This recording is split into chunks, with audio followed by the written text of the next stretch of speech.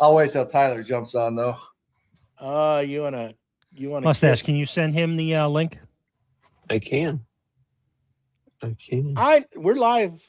Hello, everyone. Phone's on silent. Phone's on silent. Are you going to Instagram? Hey. No, I'm not going. No, because I guess you can't hide it for guests. You can't hide the vertical one for guests, so I turned it off.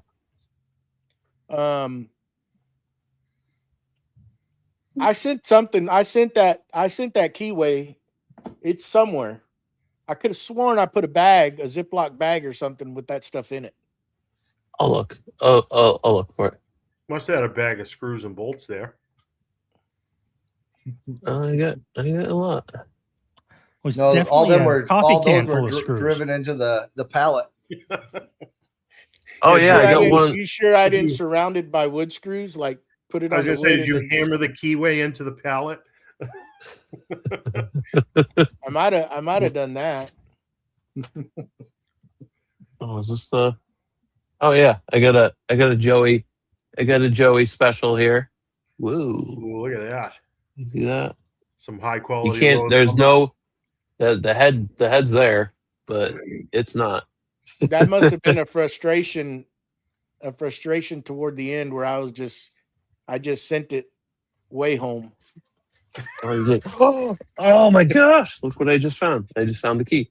Look, There you There go. it is. Hot dog. We're good. We're good. Why don't you put it on now before you lose it? Yeah, slip Hey, it on there. why don't I put it in a safe spot? Slip it on. just you put it in a safe spot. Yep. It's good. It's on the bench. Everybody's representing but me. Yep. Yeah. The hell? What? Got t-shirts, we got hats, we got snuggies over there. Yeah. Yeah, Joey's got a pillow. You put it on your hats on Cowboy hats. up. In the shop. Y'all didn't get the cowboy hat Force 3D? Oh, I didn't know Cowboy that hat. was an option. Cowboy up. You need to get one of those for Texas Woodworking Festival next year. Absolutely. Yes. Custom. You know, high quality. 10-gallon. How's everyone doing tonight? Good.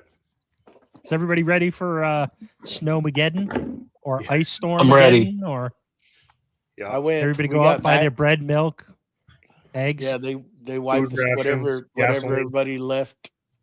They wiped the stores out down here. Really? Oh, yeah. Oh yeah. Yeah, it's all over social media where the people are going in to buy stuff and the shelves are just empty.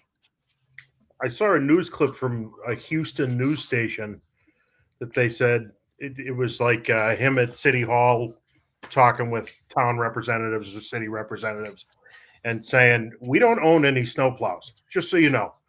We haven't Oh, I think up to this date, and I'm pretty sure we're never going to. Because they only get snow, once every 5 years? If that. Well, I don't even think it's even that, but it's like they're so close to the water, it's like it doesn't even probably as soon as it hits, it's melting. You know? I mean, that's just craziness. Just stay at home. Don't go nowhere. Yeah. Mhm. I mean, we're not used to it. The state locks down. It's just done. What do you want? What do you want? Yeah, for us, it's just kind of same old every day. Usual. Yeah, it's just business. Another as day. usual.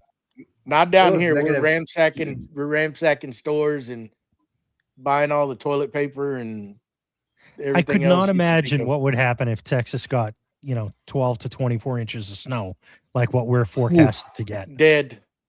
All dead. I mean, it'd be like a month long, All dead. apocalypse. It was Done. negative 17 degrees when I got my pickup this morning. Oh yeah, that's With a the little wind chilly. chill, that's like Negative? negative 30, negative Yeah, tomorrow 34 they're with the saying wind negative chill. 12 for us. Yeah, Yeah. But we that's warm block tomorrow. heater weather. Ain't no way. Yeah. Ain't no way. My blood would freeze. Be done. I'd be a big old blob of just solid ice, just done, dead. And us up here in the north, we're like, hey, let's go skiing. Yeah. Yeah. Yeah. If anything, Kidding it me? saves money. They don't have to make snow. Yep. Yep. Wow. That's for sure. Yeah, I mean it's the fuel is out in town. I went to Really? fuel up my truck when I got back in. They said the pumps are not communicating with the equipment inside. Oh, really? So I had to go into town about 45 minutes away to fuel up because I fueled up. Just you never know. They're saying, "Oh, it's not going to get bad," and the next thing you know, we have no electricity, and plus I want to work out in the shop, so I went and filled all the propane bottles up because I've been needing to do it anyways. I always do it. And that place over there, the power was out in town for half a day. So when you get over there, everybody is there filling propane bottles at the propane shop. It's craziness. Oh, that's actually a good And idea. I should probably do those. I should probably fill my propane because that generator I got will do propane also. So Who is propane and telling gas? me that y'all have to leave 20% in the bottle? Yeah, that's typical. Why? Because the volume that's a lot of generators, for instance, will shut down at a certain amount left in the bottle. It has to do with the amount of volume it needs to run. But somebody was telling me that the propane bottles, they won't fill them if you go past 20%. If they're below it, you mean? If it's below 20? They probably just don't want to pick up any trash in the bottom of the bottle. Because I think they evacuate the bottle and then fill it. Really? I think so. Huh. I was talking to these guys have been doing it their whole lives. It's a family that owns it. And I was like, I got some guys up there in the, Great White North. I just told them. And I said, they won't fill their bottles if they're less than 20%. And he's like, huh, we don't care here. I said, well, I know that. I mean, I was like, he was like, I don't know. And then you can only fill it to 80% full anyway. You can't fill a propane bottle 100%. 100% is actually 80% full because the gas expands. Gas will expand. Been getting ripped Otherwise off it'll be this whole popping time. off the overflow. Yes, you have been getting ripped off this whole time. They put it on a scale, and Right. that scale has been there. Who knows if it's even ever been calibrated? But that dang scale has been there since They all I look was little. antique, yeah. It's one of those old freaking antiques that you put the round weight on it. Yep. That's how they do it. Yep. And it's like, I'm sure that round weight has been dropped and chipped and broken, and it's no longer 5 pounds. I mean, it's just crazy. Anyhow, but I was like, it's a mad rush everywhere. Like everybody's just preparing. Yep. And I guess it just because of what happened the last time, I came in out of no, like everybody was just like, it's just gonna get cold. Next thing you know, we have snow and ice for freaking days, and we're like, what the heck is going on? Well, I mean, Ted Cruz left town again, so y'all better be prepared. Oh my God. I heard that today, and I'm like, hell, if I could leave town, I'd have left town. Yeah, you're far enough south. It's not going to hit you, Joe. It was. They were forecasting it there for a little bit. We got it the last time. I mean, I don't know. It's going to get cold. Define cold. 54. 50. They're calling for the t-shirt weather here in New England. They're calling. I don't care what y'all say. It's different cold down here. Different cold. It's different cold. They're calling for 20s, I believe. Yeah. All right, that's chilly. We had the 20s this week. I thought it was nice out. Yeah. Yeah. Light jacket. Especially if weather. the sun's out. Yeah. Especially if the sun's out. The sun's out. Dang. That's the big thing. Yeah. Good for y'all. Good for y'all. We're not used to that. Tyler, did you have snow down there in the Atlanta area this week? No. No, it was just a little chilly, but not too bad. It was colder for front of the week. The back end of the week's just been wet and mid 40s. Just enough to be gray and ugly. So nothing too terrible. I think we're going to miss the worst of it. You know, it was supposed to come through here and be all ice, but I think it's going to be far enough north of us that I'd rather have snow than ice any day of the week. So Everyone would. even Yes. if it's 2 feet of snow, I would rather have that than 1 inch of ice. Yeah. Agreed. Not that we're equipped to deal with either one of those things.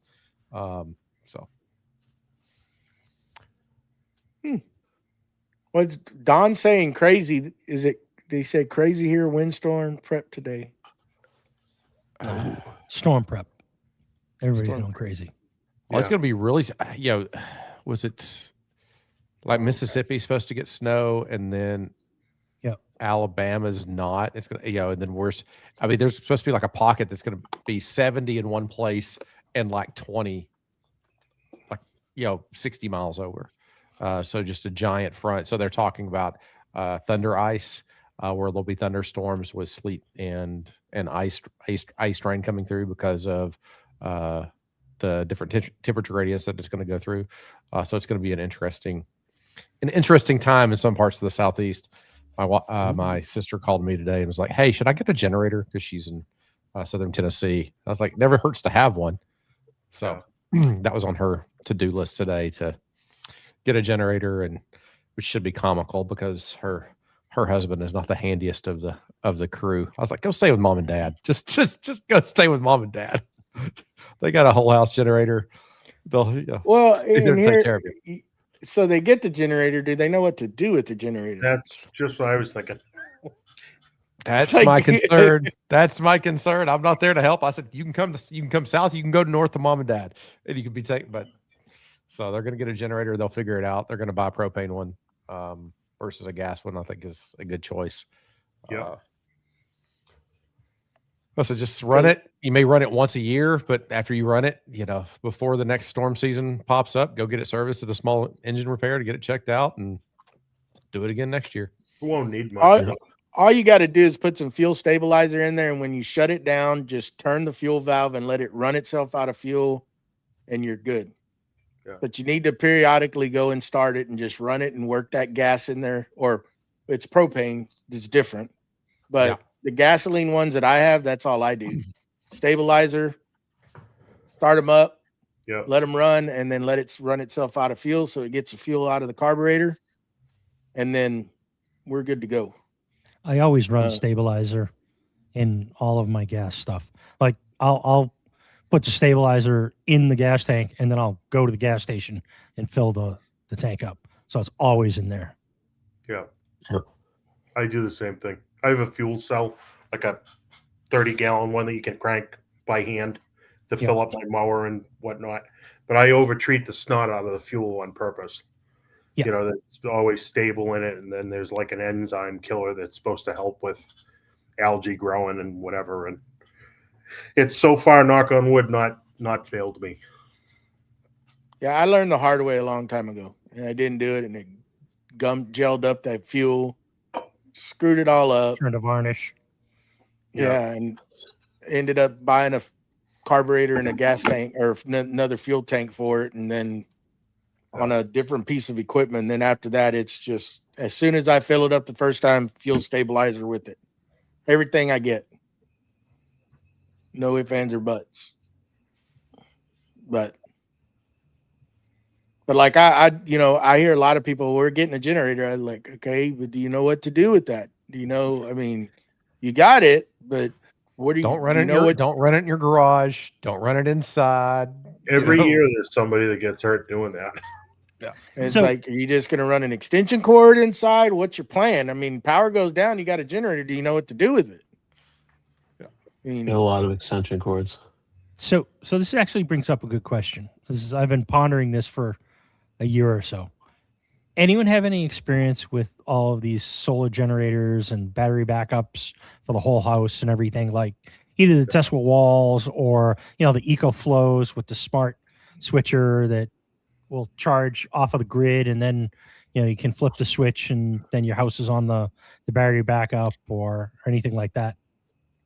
No. Not direct I experience. honestly, I want to get as far away from gas-powered equipment as I can. So I've just for looked the at maintenance.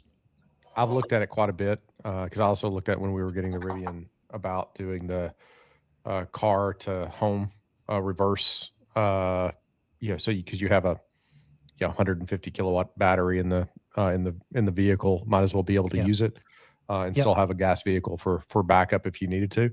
So I've done quite a bit of research on it, but the price per kilowatt is pretty stout to be able to run your house off of it.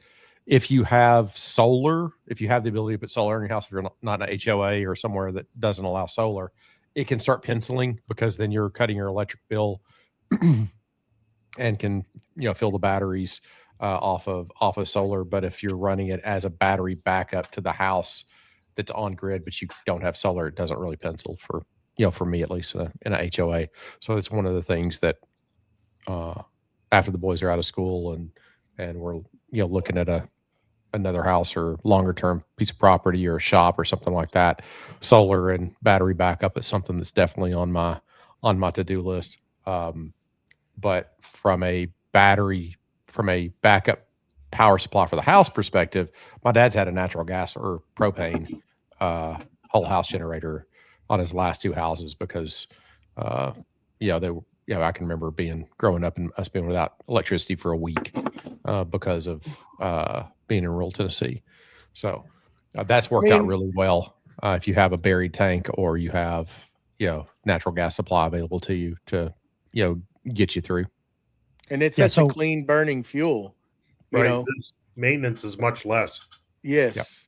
Yeah. That's what I was going to say, Steve. Why not go with a whole house generator that runs on natural gas or propane? Yeah. So I've thought about that too. I don't have natural gas where I am. It literally stops like 3 houses away. And the only way I can get it is if I pay to have it go down the rest of the street. So propane would be the only option I really had. And I don't have anything else that's propane in the house. So, it would be converting a few things over probably if I'm going to go that route. I don't want to just have a tank for propane, because I don't know how it is where you guys live, but up here, when you get a tank, you don't own the tank and you can't just have anyone fill it. It goes with the propane company. So basically you end up leasing a tank and they're the only ones that will fill it, and no other propane company will fill someone else's tank. So, and they'll want to guarantee like you use that for your stove, you use that for your heat. Like they want to make sure that you're going to be a repeat customer to fill that tank regularly. They don't want to fill it once and not come back for 10 years. Yep. Right. Well, that's not right. That's how it works up here, Joey. Not. That's capitalism. You can't buy your own tank, like your own stand-up tank. You can, and then no one will fill it. You could certainly go buy one, but no one will touch it. That's wild. Yeah. Wow. I've thought about we fill them here all the time. I want to do a whole house generator here, but I want to run, like we have a gas fire pit over by our pool, put the gas grill on it, the whole thing. And then, you'll never run out during a barbecue again. You just hit a valve that's on the side of the railing is kind of what I think is going to happen. And up here, they don't bury those tanks. It's all got to be well, I don't know that it has to be above ground, but in my area, everything is above ground. Right. We don't bury them here. I mean, that's the tanks corrode. That's why I don't like it.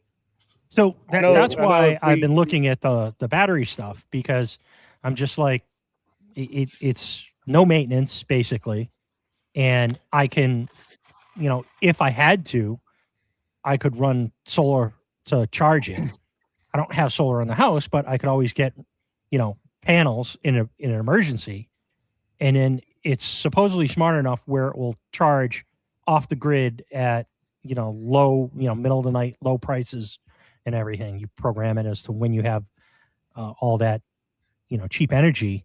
And where I am, I'm close enough to the urban city where, I mean, knock on wood, I think in the last 5 years, I've lost power like 3 times, and 2 of them are because of storms, and one was because of someone, took out a light pole with their vehicle.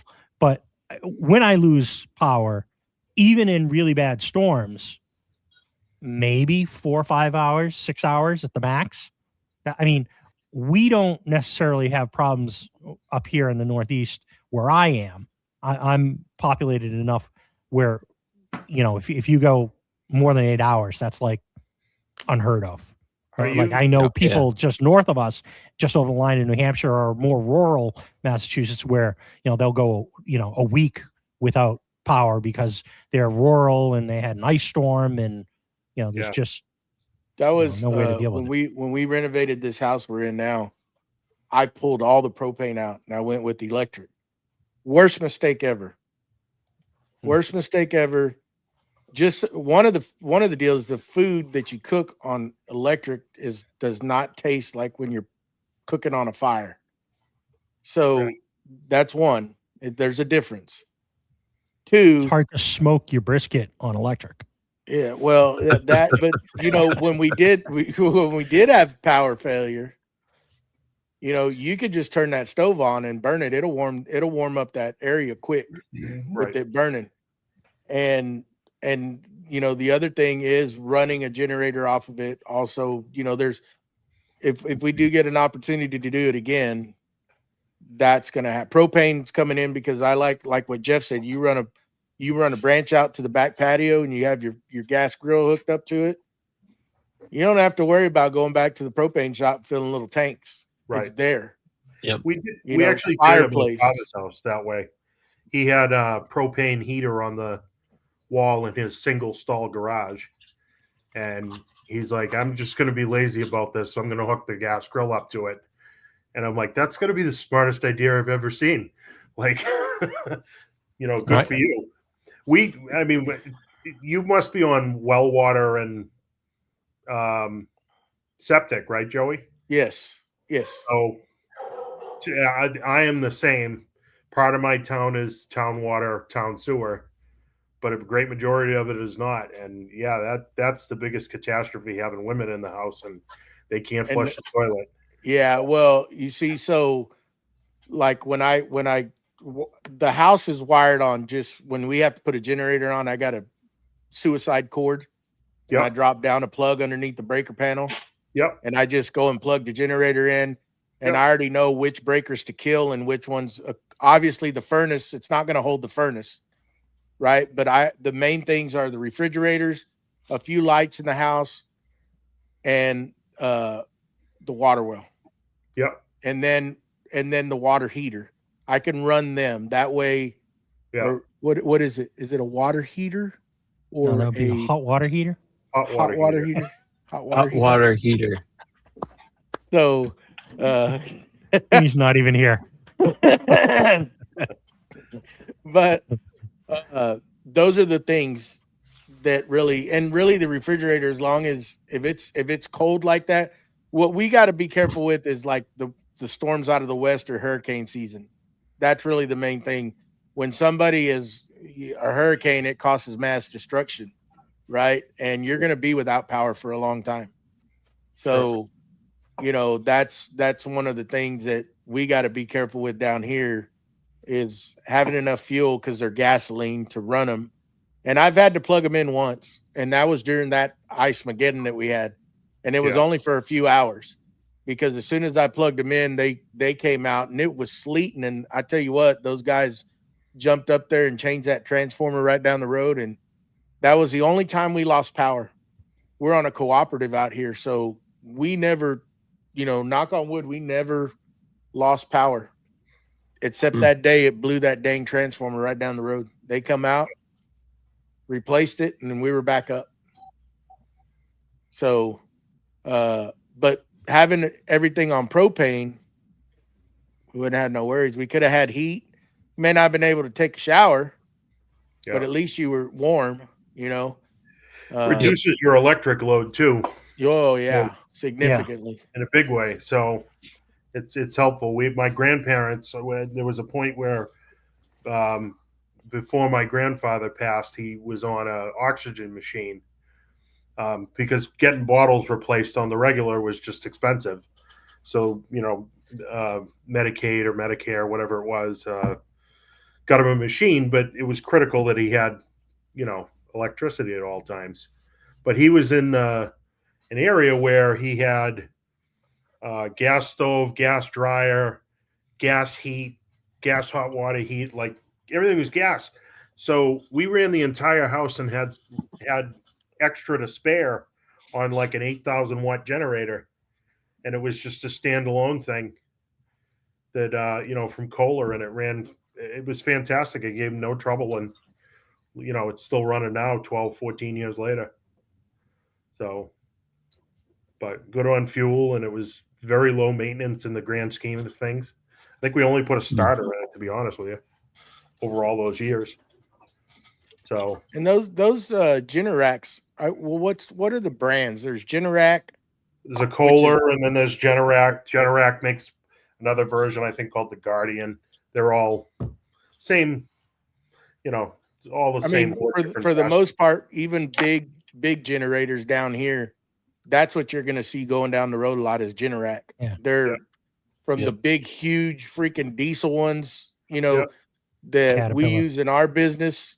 I mean, that's like the go-to stationary units. Except when you get to the huge units, well, they'll still have Generac generators, but some of them will have the Cummins engine in it. Right. That's usually kind of standard. That's the combination that they run. So they've been around for a long time. I mean, to me, we were going to do one here at the house, but we're not sure what we're going to do quite yet. And there's a power pole that if I do it, I want that power pole removed and I want to bury everything. Okay. It's basically a service pole, and it's getting old, and I want it out of the way, and I want to bury it before I put.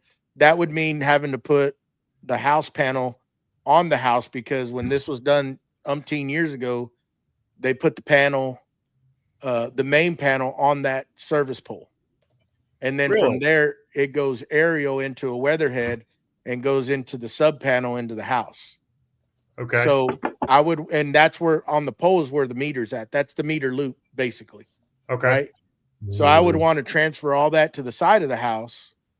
That way I could put my transfer switch there and then put the generator right there, everything and get rid of that pole.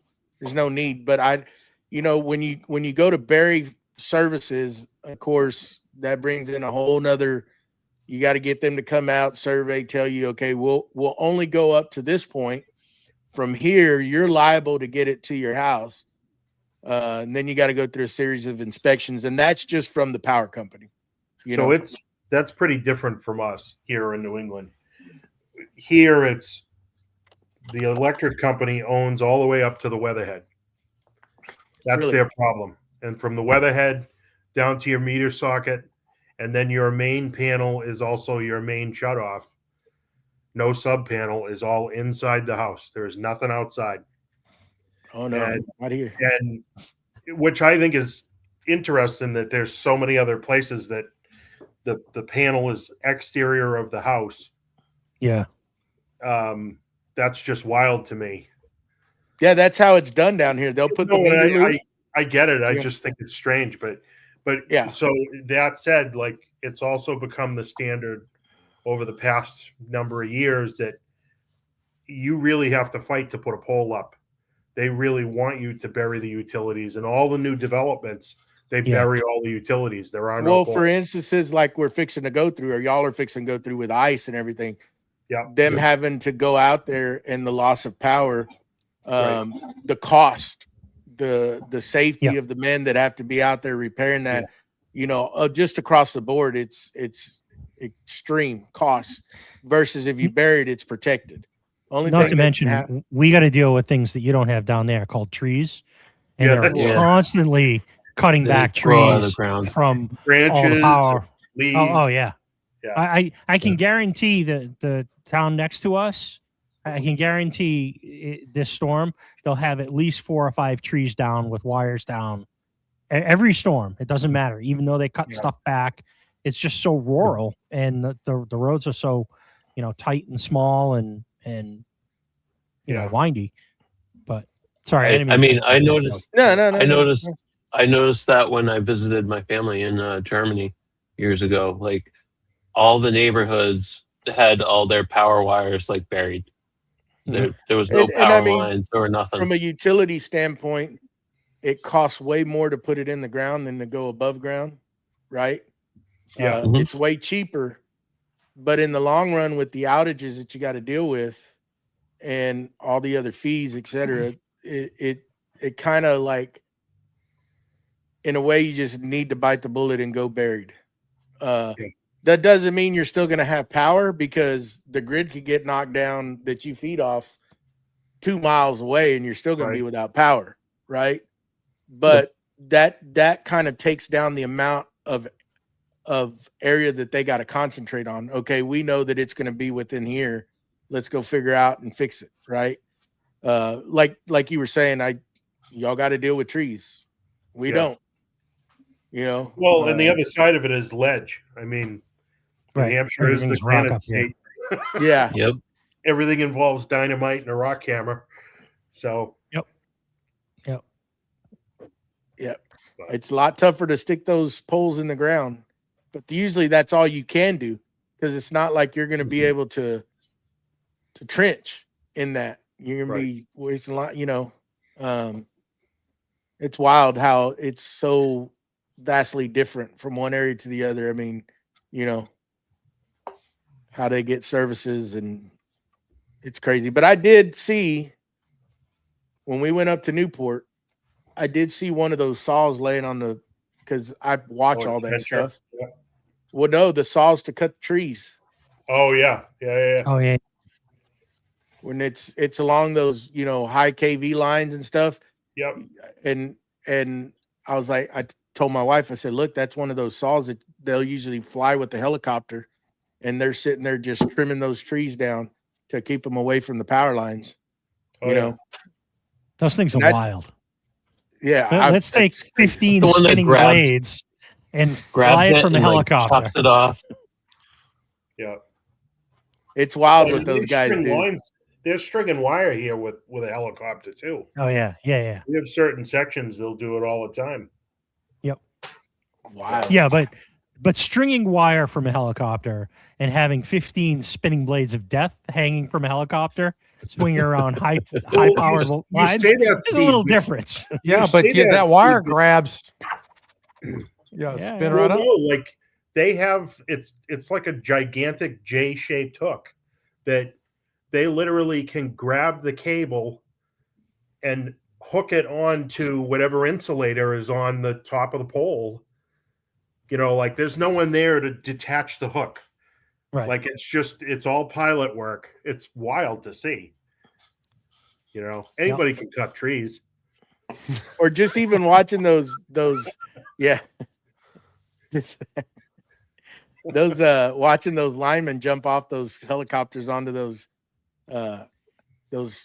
big old KV lines, and they're doing maintenance Yeah. when they're Yeah. transferring that hook to transfer power over so they Right. don't get electrocuted. That's just freaking wild. And then they shimmy down those lines to the next one. Oh yeah. Mhm. My buddy's he's a lineman. He does that kind of stuff. Like, you want me to ride that thing down? No. It only tickles when you touch the ground. Yeah. Yeah. And then only for Usually a not second. very long. Yeah. Those lines tickle hard. Yeah. It blow you up, blow you away. That's that, you know, yeah. Well, that's some wild stuff, Well- man. Those guys are crazy.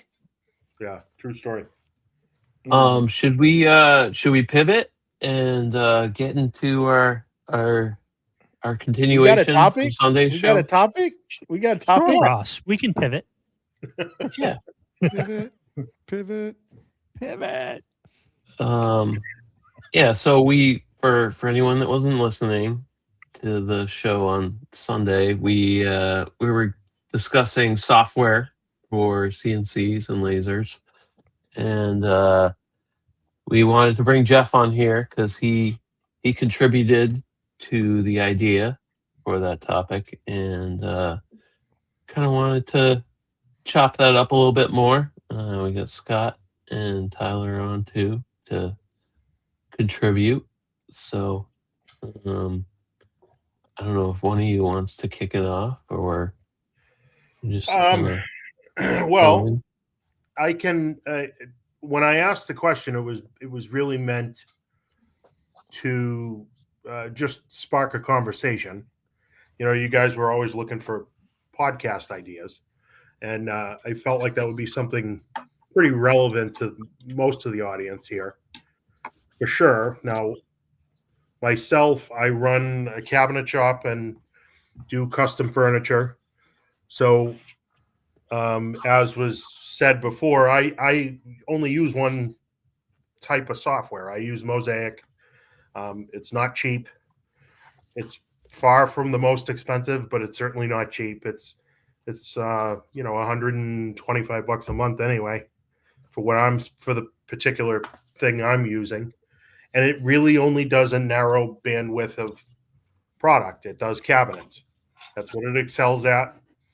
And there's some little things in there that are options that are added, like an optimizer, for instance, for sheet goods, and it's cognizant of grain direction, for instance. So, like, I happen to be doing a big office right now where it's vertical grain Douglas fir, and it will align and cut, and set my panels up for cuts that way. So it accounts for whatever excessive waste there is under that particular circumstance. Because unfortunately, when you do grain direction stuff, that's what happens. It's, you're looking for something specific. But all the other softwares, like I've heard of Vectric, I've heard of Fusion, and Shaper 3D and all these. I also have a Shaper Origin, I should say. So I have some Shaper Origin knowledge, but that's it. I've tried SketchUp. I can't do it. I can literally build something faster than I can make a plain square panel in SketchUp. And I wish that was a joke, but it's not a joke. It does have a learning curve. There's definitely a learning curve, I just can't get my head and my hand to cooperate to create something in those programs, And you build furniture? I do. I do. And to be honest, I'd love to see it. And maybe there is. I've never done enough of furniture is so subjective to the particular client. So somebody comes to me and says they want a desk. We talk about what are the wants, what are the needs, what are the style things. What are we trying to match a particular species of wood in the house or a look or whatever. So it's very rare that I ever go to try and draw it out beyond a napkin drawing. I mean, I built the first 3.5 years of my business.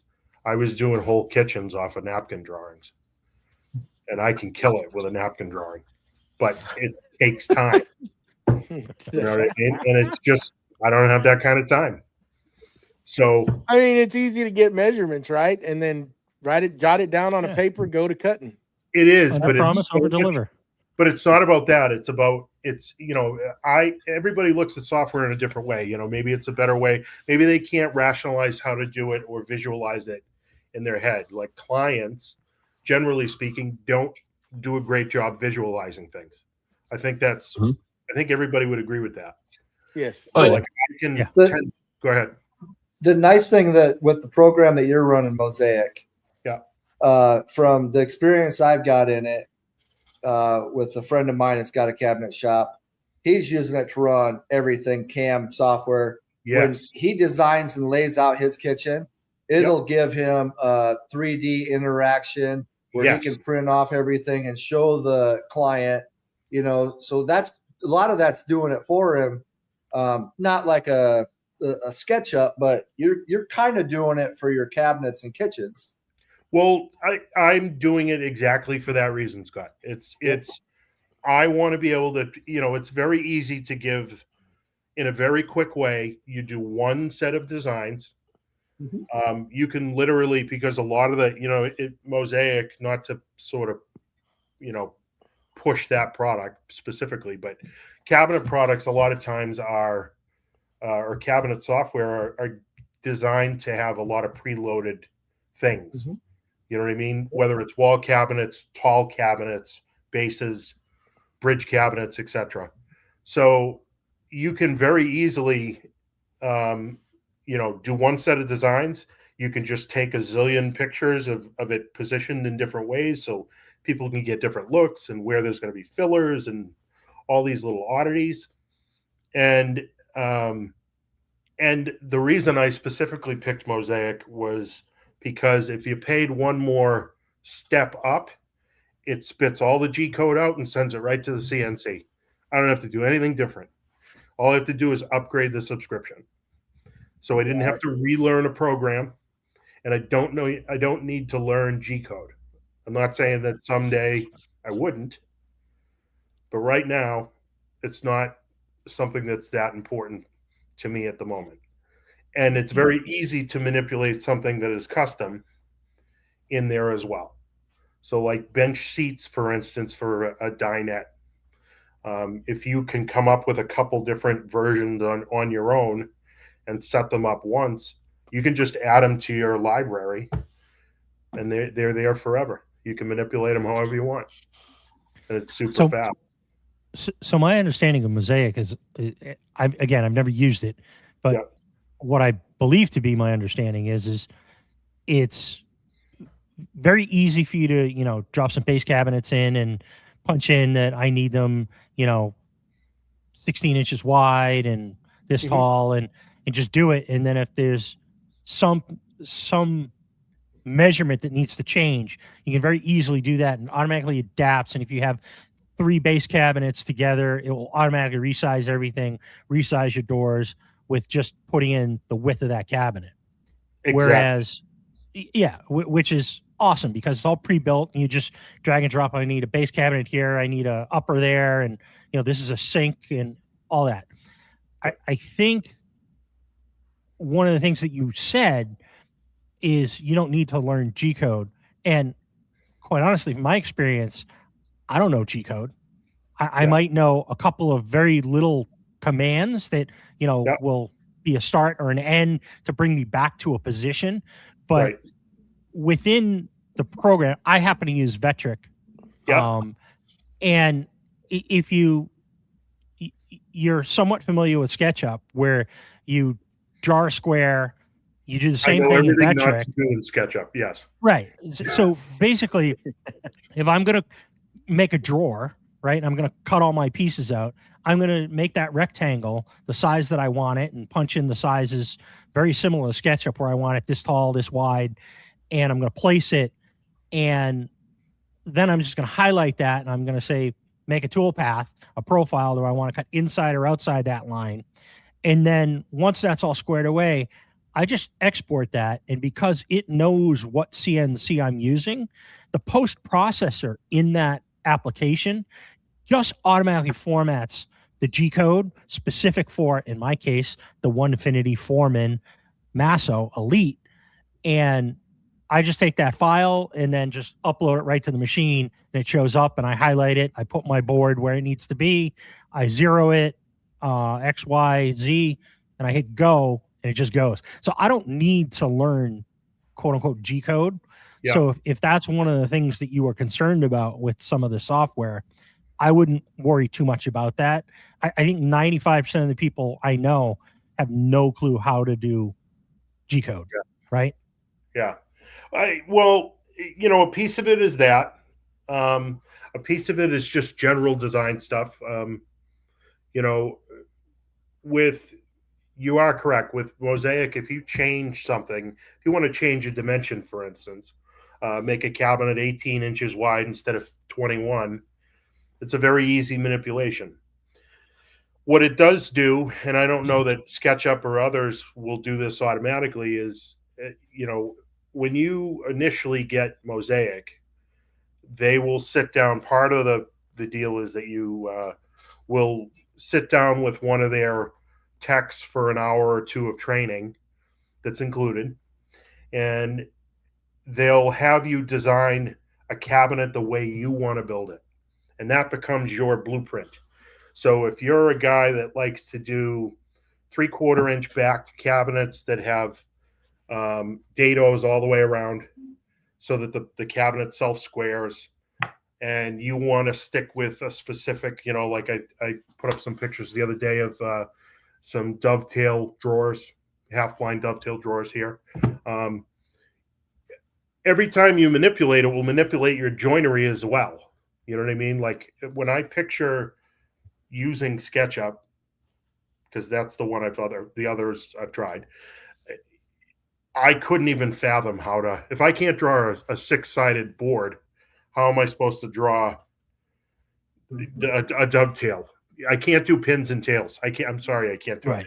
Yeah. Let alone how to manipulate it, or if we wanted to do all kinds of funky kinds of joinery.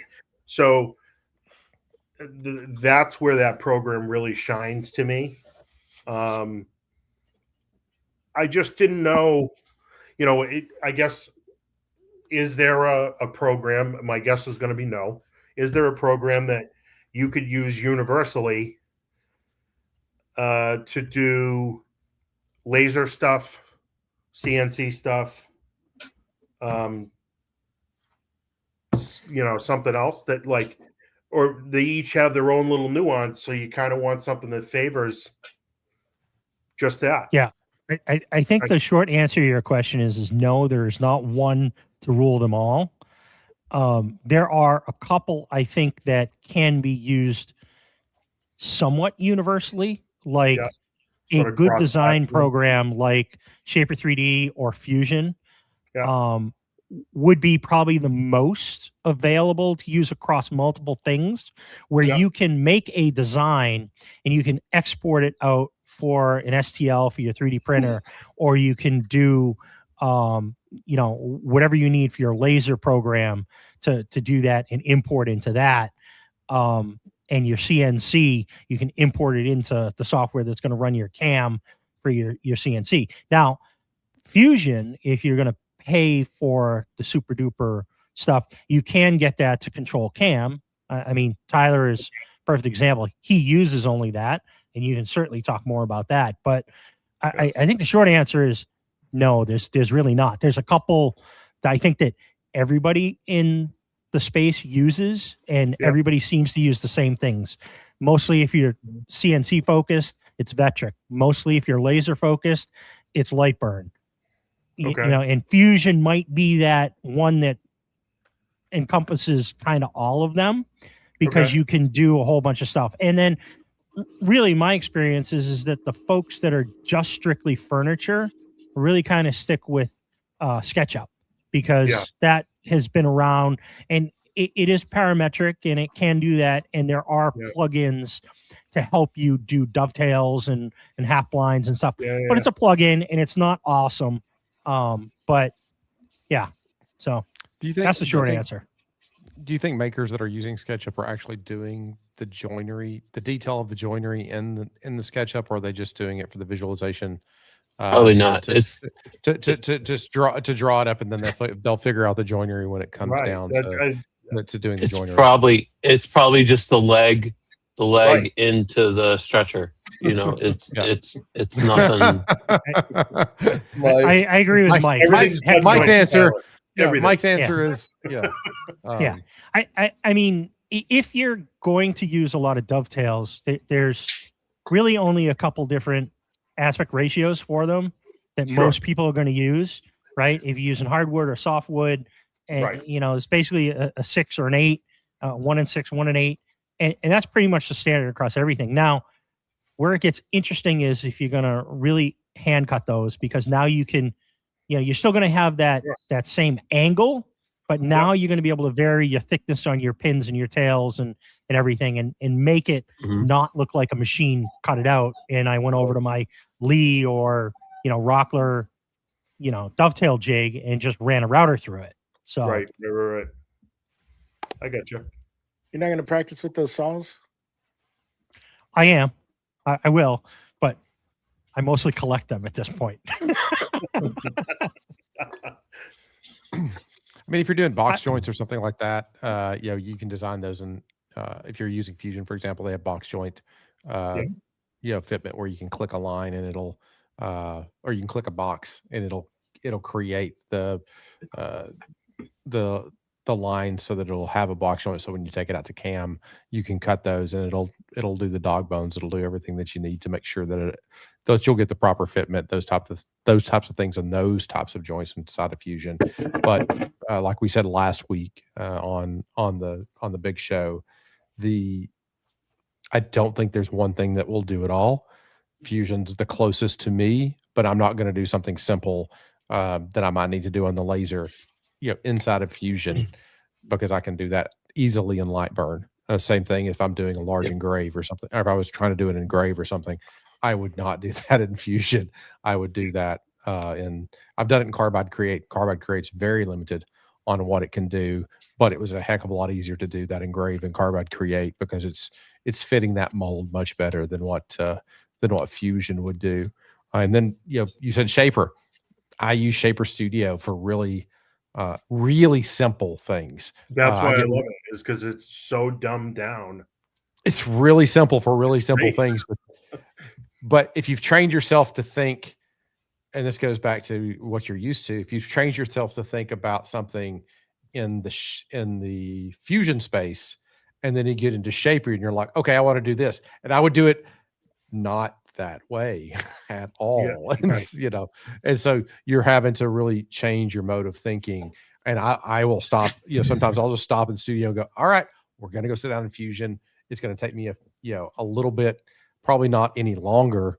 But I'm going to have to then export the DXF. I'm going to have, or SVG, and then import that into Studio. And then, I'm going to have to take additional steps to get there with it, but it's going to be much quicker and easier for me to get the output that I expect versus,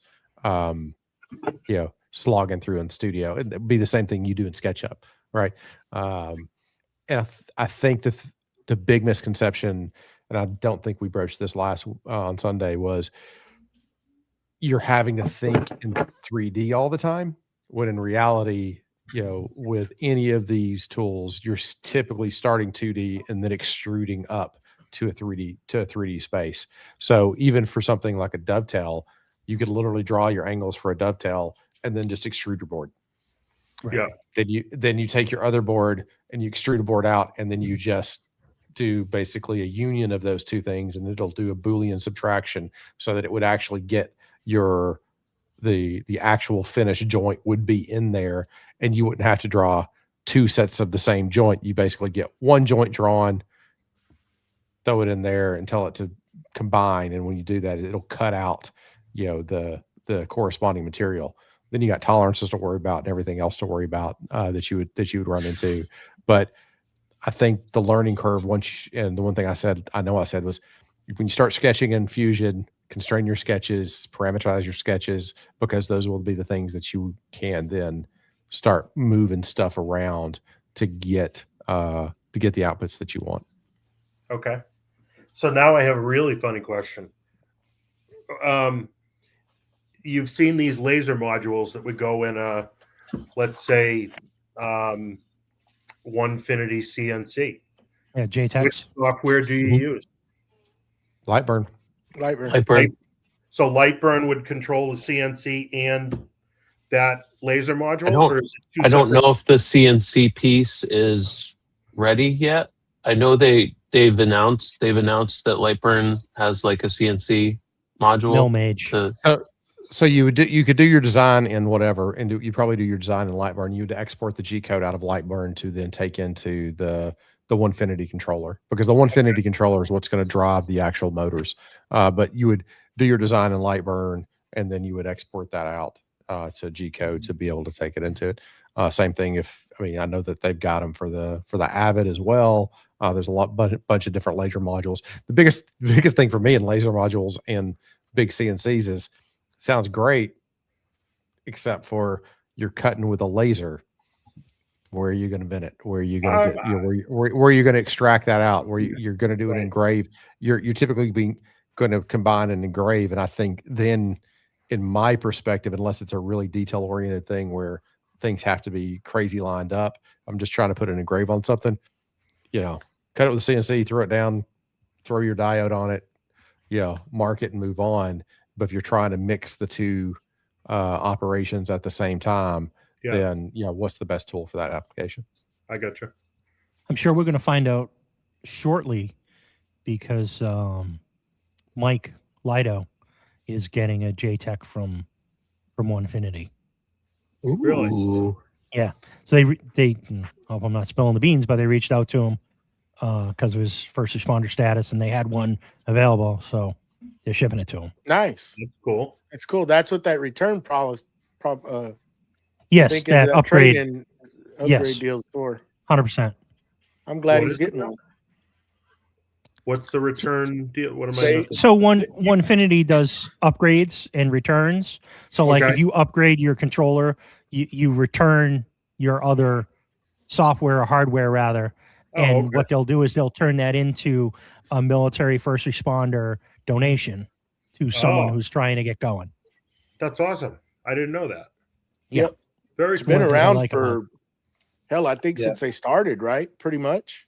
Yep. You have to sign up each month. I went in there for 6 months and signed up for it. But every month you sign up and it's like a drawing according to their website. Huh. Yeah. That's really cool. That is. I've never heard. I mean, that's cool that, somebody that we know is getting one. And, it's cool. That's what it was designed for. 100%. I grabbed my little box for coasters, which I didn't. The pattern that I got for this was I think the website was makercase.com, and that did, you specify like what your length, width, height is that you want, and like this is just a little oh my gosh, what balsa or something? this is basswood actually, but for simple little box like this is fine, and I put my logo on the bottom and stuff, and like it just spits out the file. I brought that into Lightburn, cut. I had to like dial in my cut to do those and everything, but like there's ways to, I think Tyler said there's like a box joint jig kind of thing in Fusion that you can use, but and every program's got its advantages. And it'll put its own. It'll put you can put fitment tolerances and things like that. And and those are the things to think about when you're either A, choosing the software, or B, using the software. Is picking things that allow for fitment, allow for tolerance. Sometimes we all get into the thing of if we measure it to that, surely we can get it to fit after, and then we find out that there's a variance in the plywood, so things don't quite fit, or our planer wasn't quite what we thought it was when we milled it down, and then things get a little sticky. But those are always the things you got to think about, is how, because you can design to very exacting dimensions in the digital space, and then when you move it to the physical space, things no worky the way that you thought they should. That's where parameters will save you, because like in 3D printing, the number of times I nail the tolerance the first time, the next time I do it will be the first time that I do it, where you get those tolerances right, either because you're trying to design it too tight, or material shrinkage, or whatever you might run to when you're actually moving it. And you can see the gap when you're zoomed in on your screen. There's this much of space between those two parts, except for that much of space is 0.3 of a millimeter, and then you hit print, and why don't these two? I don't understand why these two things don't fit together. No different than wood. Yeah, I think where some of these digital programs really shine is not only the parametric modeling, where as you make those changes, much like Mosaic, you can enlarge or shrink those designs, and all of those things will work together, provided you're giving it the proper constraints and making things tangent to the other things and all that stuff. But I think the other thing that really makes it some of it shine in my opinion, SketchUp had it over Shaper 3D was the grouping and the components. So it was a lot easier at the time that I was doing a lot of the work in SketchUp to make that component and be able to reuse that component and pull stuff in from the 3D warehouse as well. And separate all those different components. So, the door from the frame, from the side, from the top, the bottom, all those different things.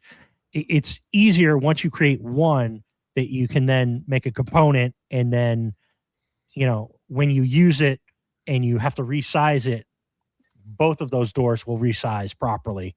You don't have to resize one and then go resize the other one.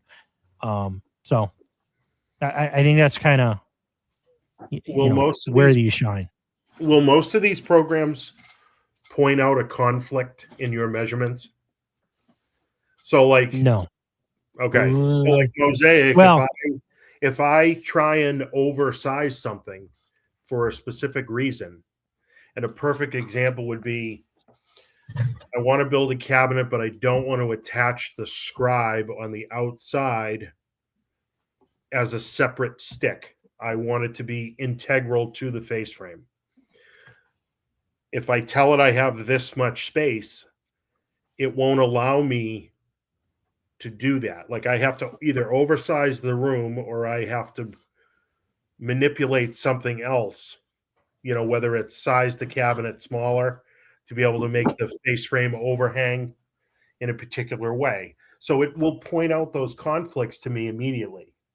So I shouldn't say that it won't do it. Some of them will, but and Tyler, you can probably speak to this better. But in things like Fusion and even in, I believe, SketchUp, you can put constraints on things. So it has to be, parallel to this, or it has to be perpendicular to that.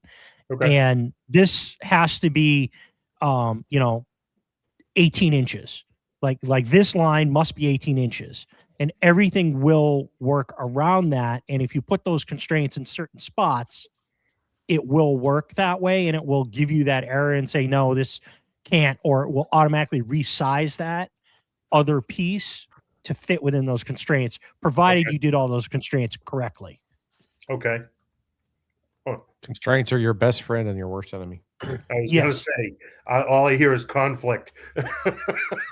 Well, but I'm sure that I get the logic behind it. But yeah, I could see where it would be chasing. So, I mean, there is like collision detection and stuff in simulations inside of Fusion, but that's like beyond what you're really talking about. Of is saying you want to oversize a face frame so you can scribe it, right?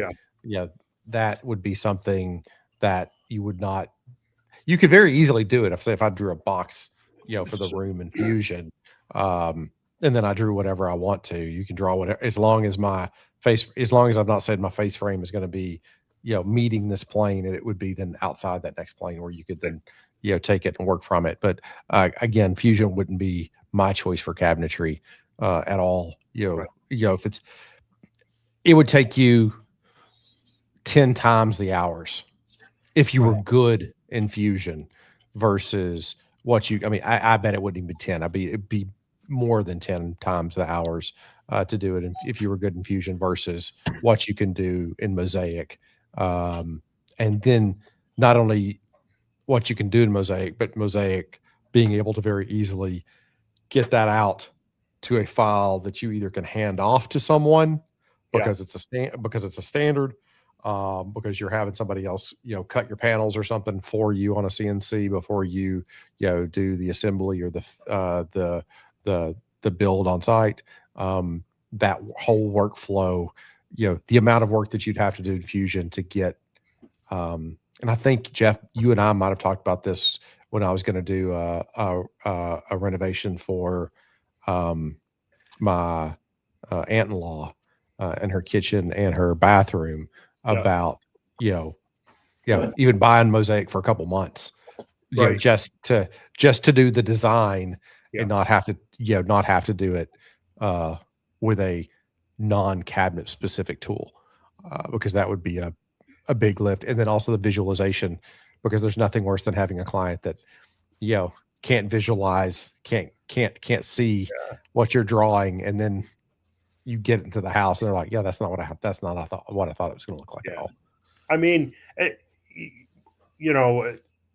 one of the, so like the issue, I used the overhanging face frame scribe situation specifically because when you create a project in Mosaic, you create a room. And the idea is that ideally you're putting in what the actual dimensions are for the room, because it will catch your anomalies, right? It'll tell you what you need for scribe and where to hide it, where you can, within reason. If there's certain situations, doors open a certain way, you may want to put a scribe in a certain spot to offset cabinetry and whatnot. So that's where oversizing a face frame is a real problem, because it thinks the room isn't big enough, right? But then there's other pieces of it that, and you brought up a good point, Tyler, is that when I did invest in the program, one thing I had loved about it is, when I want to print the job, it gives me assembly stuff. It gives me blueprints for every single cabinet. It gives me an inventory of what I need for product and all those kind of things. But I could also send that job to another shop and say, cut this for me. If I was in a pinch, that is an option.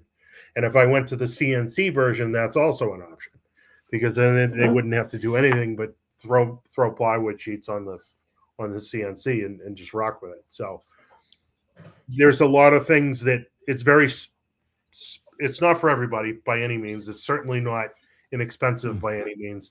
But if this is what you do, it's inexpensive. It's like anything else. Yeah, I mean, You need it. the thing to have, So if it saves you if something's even if something's ridiculously expensive on a per month basis, if it saves you 10 hours per month, that's the one thing you can't get back from either a production perspective for yourself or a quality of life perspective to spend with the family.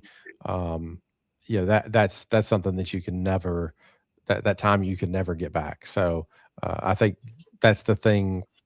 If you're a hobby, there's the levels. There's the hobbyist. There's I would say the maker. There's then the side hustle, and full professional. And I think the spectrum of what you'll spend on software or the solution can vary up and down that spectrum. But it also could be that I want to be able to design something. I want to be able to build something, even if I'm a hobbyist, or moving from hobbyist to say maker. I want to design this. I want to build this. My fun's in the shop, so I want to have a tool that I use in the digital space that allows facilitates me to get to the making faster. Right. So you may end up spending more money than you really want to on that, but then you get to actually do the thing that you want to do. Some of us like to piddle. Some of us like to do the digital design work. Some of us like to do the full gambit, but some people just want to, I want to make it. I want to design it. I want to make it. I want to build it. And that's it. And, maybe throwing a little bit of extra money at that versus, the new whiz bang tool will let you use the other whiz bang tools that you have at your disposal, faster. Yeah. I think that's an important point too, is how you're going to use the tool or what your expectations are to get out of it. Because, you can just use a piece of paper and a pencil and get a lot of the same things that you can kind of do on a basic SketchUp, right? I mean, myself personally, I don't necessarily consider SketchUp as a precision tool for what I'm doing. It can be, and I'll put all those measurements in exactly, but I think of things like Paper 3D and Fusion as tools that I'm going to use for much more precise things, like additive manufacturing as opposed to subtractive. Because when I'm in SketchUp and I'm cutting mortise and tenon, I'm going to sneak up on that, right? I don't need that to be, dead on in my SketchUp model. Yes, I need it to be close enough, but whether that is slightly off by, a little bit isn't as important to me in SketchUp as it is in some of these other programs. I don't know. That's the way I think of it. Maybe that's the wrong way to think of it. No, I think you're spot on. I mean, like for my CNC table, for example, I've gone into that model and modified things because I was going to do, drawers on both sides, and then I decided to put the laser in, and I keep going into that model and modifying it and everything, and it's not going to be completely accurate. I can take measurements because I did that whole step before I built the model, but I can grab those, and they're rough. They're not going to be exact, but I'll just do the fine tuning at the end once I go and put my drawers together and all that other stuff. Like I can do all that. And going back for a second, what Tyler said about like visualization for clients. I had a desk that I made for a friend of mine, and he was not following. I was trying to explain it to him, and he's like, I just saw his brain just go south, and he's like, I don't know what you're talking about. I'm like, all right, hold on. And I went into SketchUp and I designed like the basic structure and everything, and then I just cloned 3 different versions, and I did one with like a higher shelf on it, another with a different version, and I just sent him the video. I was like, here's this version, here's this version, here's this version, and he's like, oh, okay, now I get it. And like that for a lot of people that you're going to be making things for, just that visualization of what you're trying to explain is crucial, because like it can also be for yourself. If say if you're doing furniture, or something, and you're wanting to build something, like Scott wanting to build something big, right? But you still need to know what the proportions of the leg assembly is going to be to the top assembly, because I'm going to build some big chunky legs, and you build some big chunky legs, and then you put the top on it, and you're going, wow, those are really chunky legs. Yeah. Scale isn't there. You're right. They're too big. They're too chunky. Scale is so important. Yeah. Mm-hmm. Yeah. And material's not cheap. It's a lot cheaper to at least get close. You I don't know if you would nail it to get it perfect in SketchUp or Fusion or something to really be able to see it versus the physical world. But I think that it gets you at least a lot closer than just going, okay, I'm gonna not to scale sketch it. And then I think the interesting part, and this is more not today, even a little bit today, but it's becoming more approachable in the hobbyist, the maker space, or even the professional, but not like say the corporate environment, is being able to bring in the AR, the VR, and like place it in a room to see it in the room, so you get a sense of scale. Something that's never been possible except for like an IKEA level, somebody being able to produce that and then have an app where you can place it in the room. And now with 3D standard 3D files that can be output out of a lot of these things that can be dropped into an iPhone or an Android and place it in the room, I think is really interesting for both makers, but also maybe for professionals that want to kind of kick it up a little bit with their clientele to show a piece that they've done before in this space, to kind of give them an idea that could be really interesting. So I think the investment in learning those things can have a return, either hobbyist, maker, or especially the professionals are trying to up their game a little bit.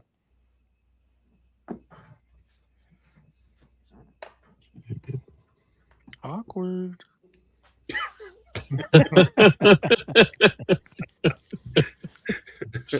There's a whole lot of talking there.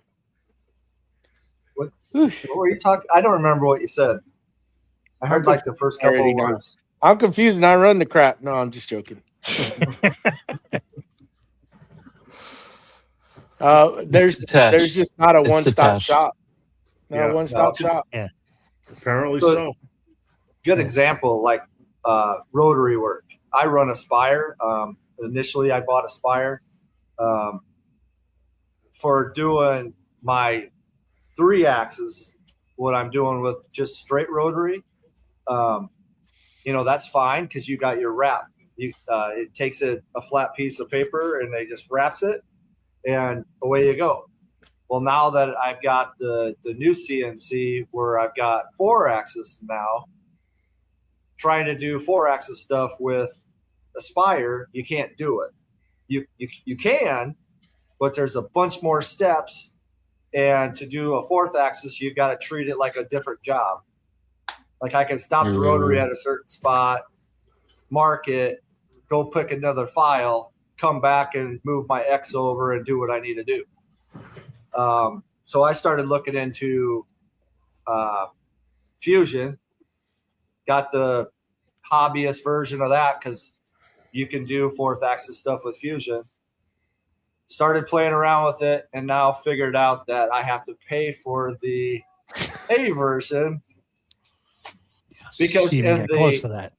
In the hobbyist version, they do the same thing. I can do the same thing in the hobbyist version as I'm doing Inspired. They treat it like a wrap. If I want to do true,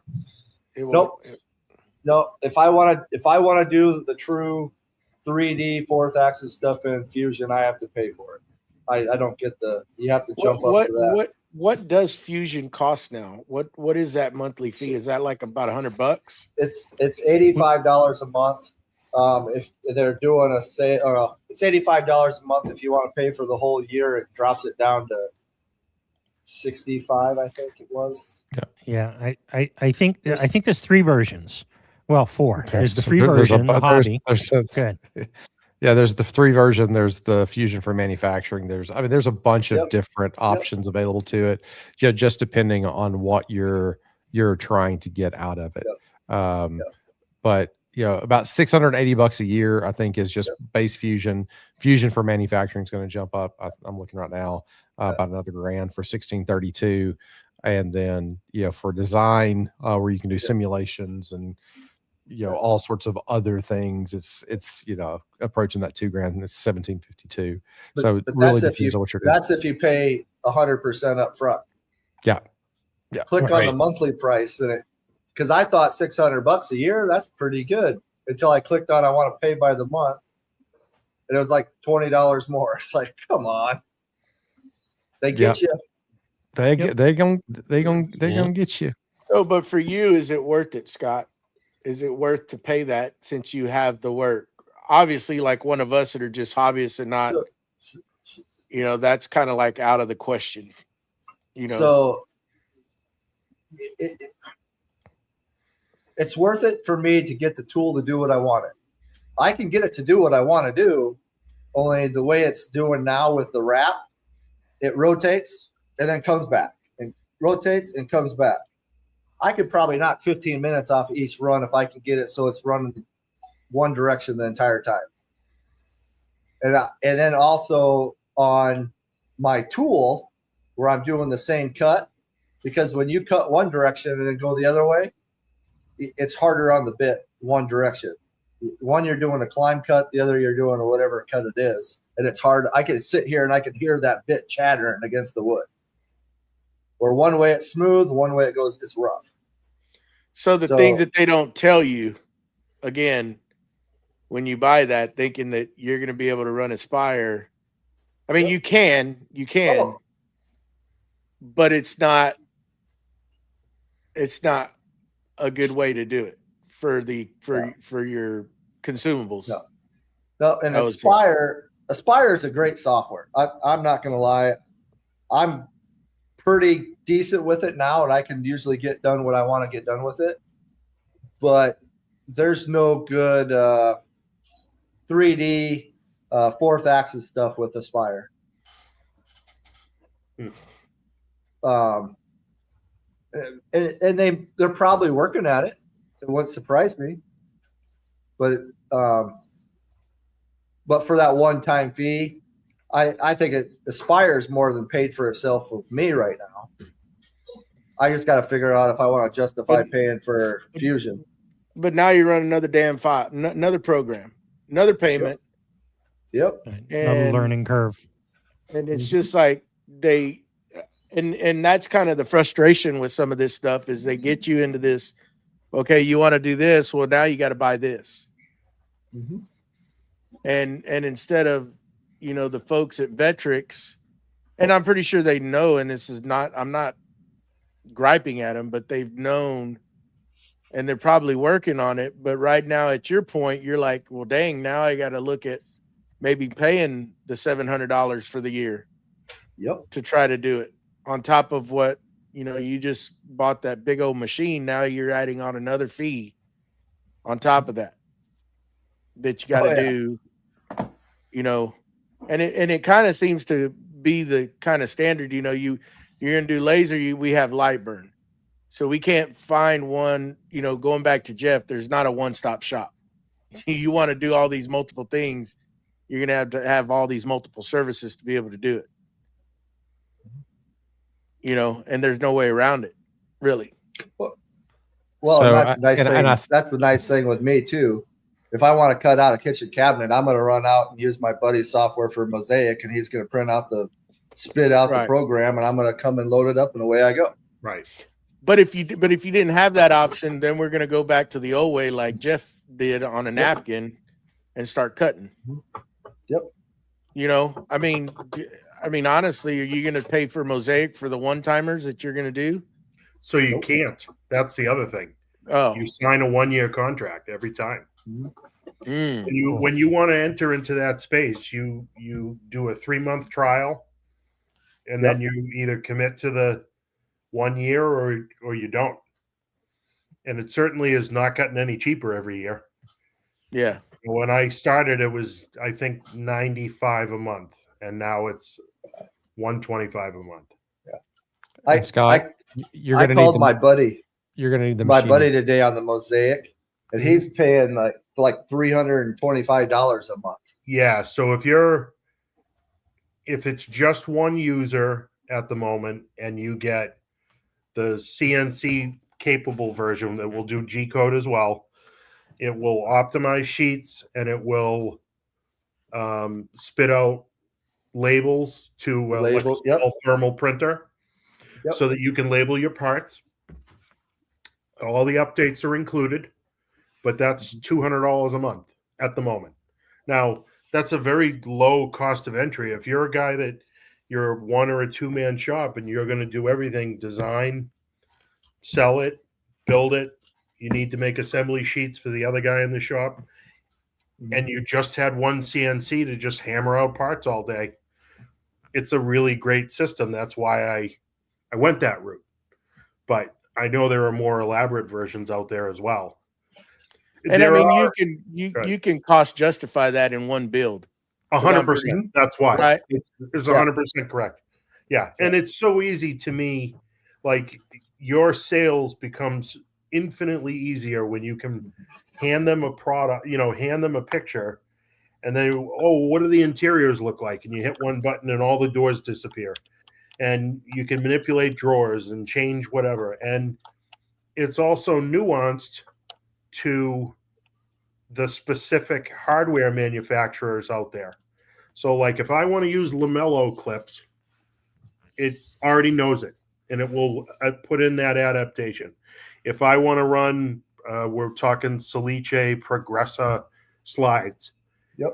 It does all the geometry for that, and it will accommodate that in the drawer boxes and whatever else. If all of a sudden on the fly those weren't available and I want to go back to a Bloom slide, then all I have to do is change that, and it will manipulate all the drawings accordingly. And I don't have to do anything. It's a one-click change. So to me, if that was in SketchUp, that's a different animal. You have Oh, to that go would be in an hours of work. hours. Well, I mean, the key thing that you said there, Jeff, is that your customer, that you can show them, you know, if I'm trying to also secure the customer, maybe I'm doing some design work before I've formally got everything in place. Yeah. And, you know, that means hopefully you're going to make that on the back end if you get the job, but the faster you can get a render out to the customer, the better you are, possibly able to secure that. And Scott, I got bad news for you, Bubba. You got to get the machining version to do Fusion 4th Axis. What? And the price goes up. No, I was doing my research. I just looked and it said for fourth and 5th axis, you have to have the machining version, not the baby cam version. So, but Jeff, for you right now, even with Mosaic, are you outputting it to a CNC from there to cut your stuff? No, I have one step below it.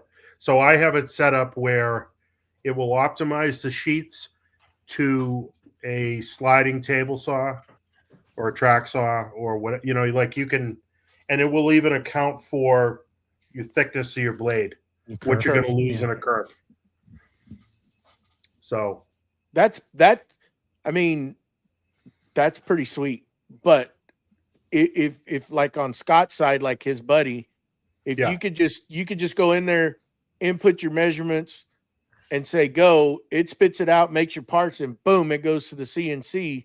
Now your overhead's a lot more that way, right? Then you're running, hundreds of thousands of dollars worth of machines to do this, to have this capability. You got to be a lot bigger outfit to do it, right? But that where I'm going with it. But the program, I didn't realize when you said drawer slides and you just input that and it does all the geometry. Yes. There's no thinking. It's just that's what's awesome about Mosaic. Yeah. No, there's no thinking, even so much as if you change a style of hinge. If we go to, I frequently, here in the Northeast, framed cabinets are a standard. They always have been until you hit Boston. And then we're starting to see frameless pop up. It's just too fancy for the New England crowd, unfortunately. But from a build standpoint, it's fantastic. You could really crank out a lot of cabinets and have a lot more usable interior space when you don't have a face frame. So if you wanted to draw out an entire kitchen with face frames, and then they say, hey, let's go to a frameless with a full overlaid door, you got to start from scratch.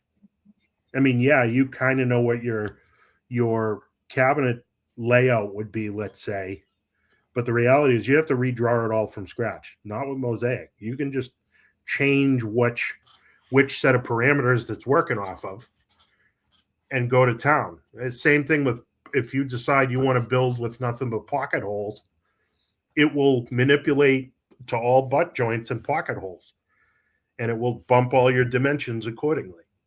Wow. That is cool. I had no idea that it did that. It was that extreme. And it's very nuanced in terms of it has Sherwin-Williams paint colors that are authentic. It has Corian. It has different solid surface materials. It has, 100 different versions of wood grains and different stains.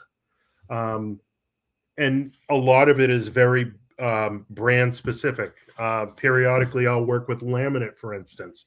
So Wilson Art's a big one. Another one is Tafisa, which is a laminate company out of Canada. And you can get their very specific types of laminate with the edge banding and all their stats and specs and thicknesses and all that stuff. It's already in there. That you couldn't go you would have to go through so much effort in terms of extra categories of stuff to add in SketchUp, for instance. Right. I know there's a big catalog of things you can add, but which Mosaic. So being that we were at the con, all of us, right? Yeah. And Celiche had the catalogs there. So I'm assuming through that catalog, you could pick the part number, input it into Mosaic, and Mosaic would then in turn around know exactly. Is that how it works? I don't even have to. I like what happens is when they put out an update, you download the whole update, and when it says select hinge, it will list out every hinge option available from Soliche and from Hettich and from DTC and from Bloom and from Grass. There's hundreds and hundreds of options in there, and you just select which brand and which hinge, and it will manipulate the drawings that way. And when I say manipulate the drawing, it will give what your expected offset is supposed to be for when you bore the hinge pocket in the door. You know, whether it's a 2 millimeter offset or a 4 or a 3 or whatever it is, it'll take all that stuff into consideration. Wow. So it's very so it's like having your own, CAD drafting person, team on hand. Yes. So you got to think of it being it's not a $200 tool. It's not a $200. It's a $5,000 a month tool, because you're not having to employ someone to do that level of drafting for you. I mean, that's like anything else, finding the efficiencies to be able to do it. Next thing you know, Jeff, it'll be $200 and you'll just be able to say, "Hey, Mosaic, hey, Mosaic AI, this is this is the room that I have. This is the specs that I have. Go create it for me." It's coming. It's coming. Without a doubt. 100%. So a prime example is Lido right now is building a built-in for a friend of his family. They have a big room that's over the top of a garage or something, and it had an arched window and all this other stuff. And he's like, "Can you do the design work for me in Mosaic?" And I sat at my daughter's softball game for 60 minutes, and I did it while watching the game on a Thursday night. And then I sent it to him, and he sold the job by Friday. And now he's doing the work. But it was easy to just send him that and go, "Hey, what do you want to change?" And then he texts me back. I spend 3 minutes and change it, and then I ship it back off, and he's like, "Done, it's sold. I'll send you a check." Wow. I mean, I'm looking. It I took know 6 Mike. hours though, Jeff. Right? It took 6 hours. You're on a podcast. Yeah. It took 6 hours. He's gonna listen to this. He knows it didn't take long. I know. It's built into the price. I know Mike from Broken Lad said something about what was that program? Snap 3D. 3D Snap. 3D Snap. Or 3D Snap. Yeah, and he takes his phone and it uses LiDAR and it just scans the room, and he can import that right into Lightburn. Or I'm sorry, not Lightburn. SketchUp. SketchUp. Yep. Yeah, wow. There's a few of those. What was the one that Ronnie was talking about? Polycam. Polycam. Yep. Does the same thing. That'll do not only images, it'll do LiDAR, whole bunch of different things. And you can even set it to just do wireframes if that's what you want, just to overlay stuff. And that can be imported into a bunch of different programs too. But yeah, there's a ton of different programs out there that you can just use your phone, the LiDAR in your phone to scan. But I mean, just going back to Mosaic, like Jeff said, when the customer's not sure if they want to go, framed, frameless, you can literally have the dimensions, set it up, and give them 3 or 4 options. This is what it's going to look like in color. Which one? Which one do you want to go with? Well, plus door styles. Right. You could slab door, or do you want raised panel? Do you want whatever? Granted, this is never going to take away sales work to 100%. Like for myself, for my clients, after they've made a decision and they put some skin in the game and there's a deposit taken, it's all right, let's get you an actual mocked up door. Or, a lot of times I have that stuff, but nonetheless, or a set of finishes on the actual material. If it's a material I didn't have that I'd worked with recently, for instance, like Douglas fir, I don't do a lot of things with. So like this particular office project that's in the works is, I dropped off 8 samples today, but it was cut out of a sheet of Douglas fir plywood with solid nosing put on it to give them legitimate options, and they can walk around the house and match it up to whatever they want. And that kind of. So you gave them panels, did finish on the panels, Yep. and then dropped it off for them to be able to take it and place Yep. it in the space versus having the virtual. So you've gone into the physical space already with them. Yep. Exactly. So a lot to. It's interesting, all the stuff y'all got to go through. I don't have any means to, or not means. I don't have any. What's the word I'm looking for? I don't want to do that. I want to just stick to my boxes. Let's just stick to my boxes. That's crazy. There's a lot to it. And lighting. That's a whole nother. Lighting engineer. Yeah. Lighting specialists. Because we do a lot of lighting. Is all that in Mosaic now too? We're in cabinet lighting and under cabinet, or is that not quite there? It's kind of vague. It's really hard, especially based on what the finish is, to anticipate what the reflectiveness will be based on whatever light choice you have. And then if you go and buy Amazon strip lighting versus an actual real, that's a different or something. That's a different animal altogether. You know what I mean? So, but that can, like this particular job has puck lighting. I haven't done puck lighting in a long time. And I had to go and finally invest in a kit to bore into 3/4-inch panel puck lights that are completely hidden.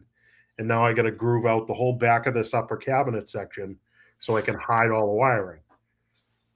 So God forbid this thing ever fails. It's going to be I'm going to have to put an extra connector in somewhere and hide it, like behind the puck.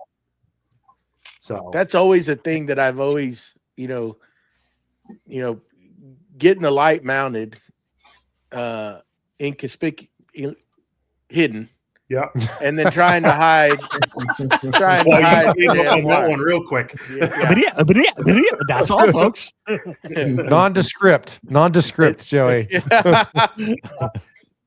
And then hiding the wiring, Yeah.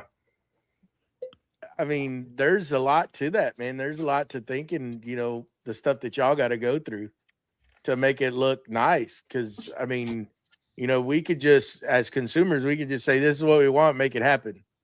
And then, hence the cost, custom, there's a lot to it. Yeah. A lot to it. Well, and a lot of those LED strips. Lights.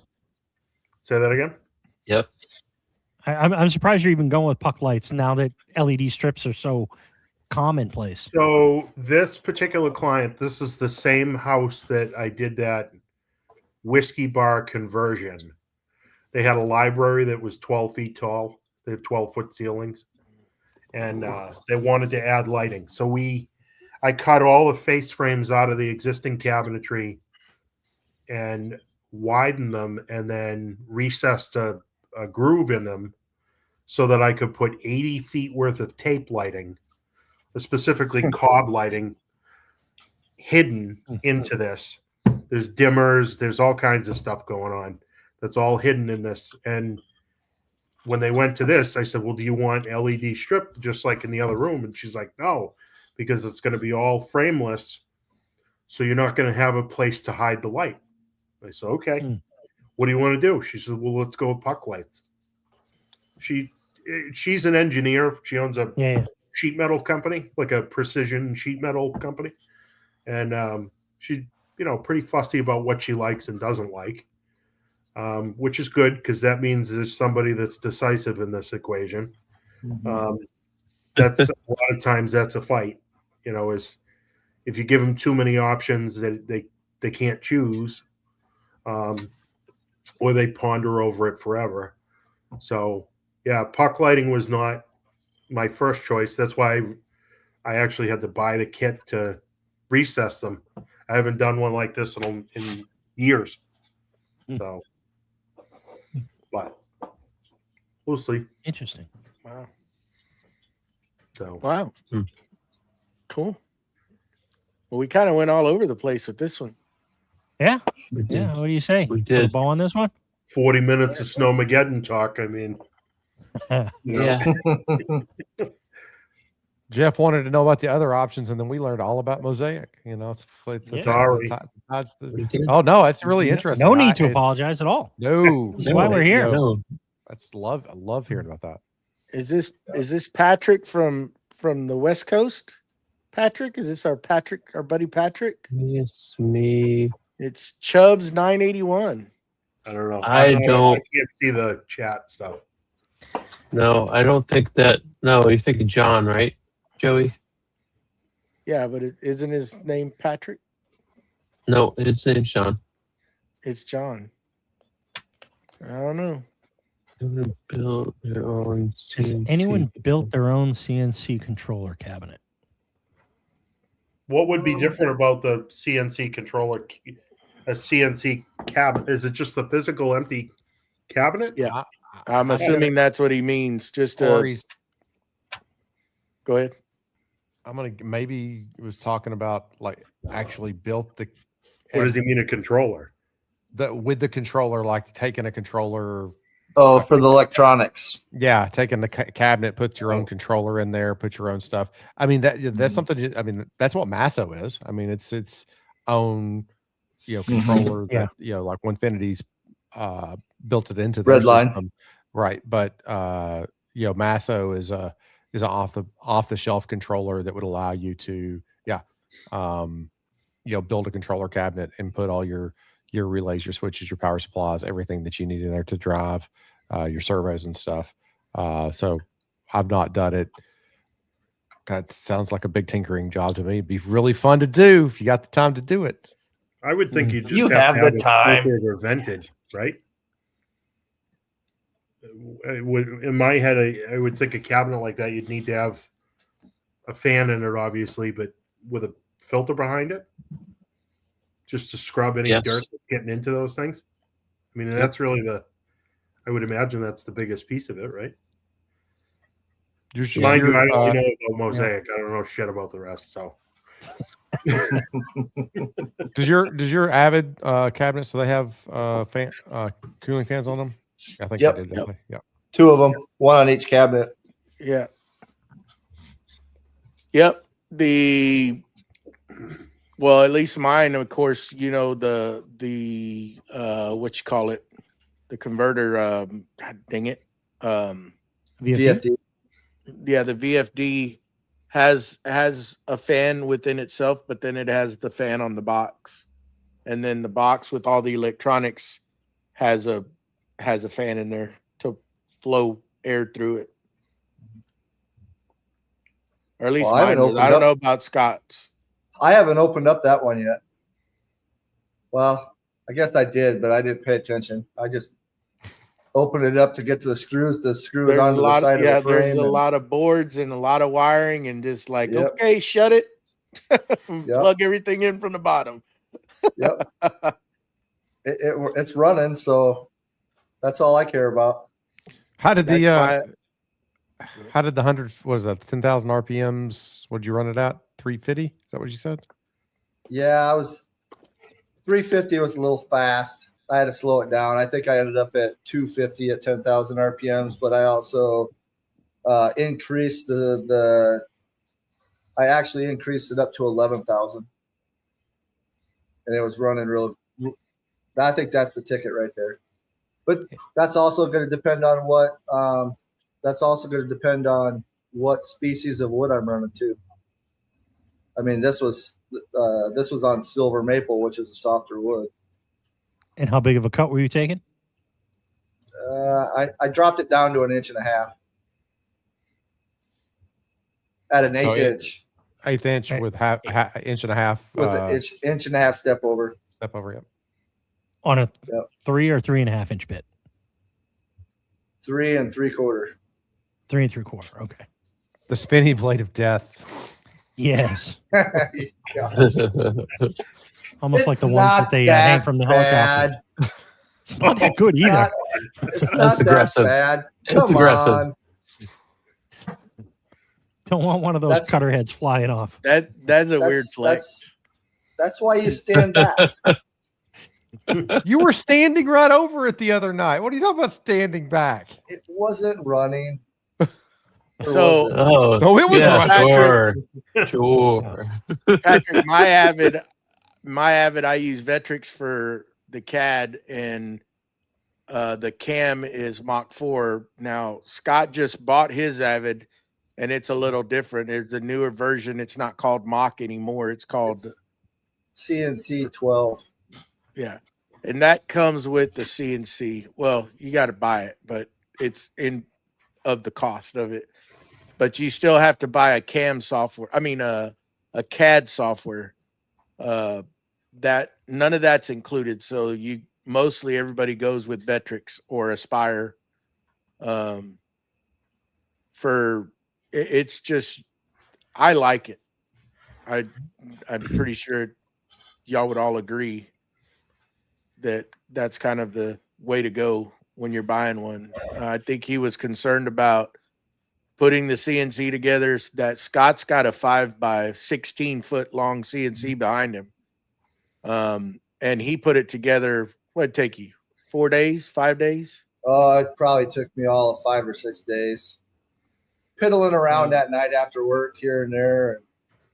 They got good Yeah. instructions Yep. to put it together. I mean, it's kind of fun, I think, if you're into tinkering with stuff, but you get to know the machine as you're putting it together. So you learn all the parts, what they're called, and which makes it somewhat easier to troubleshoot if there's issues.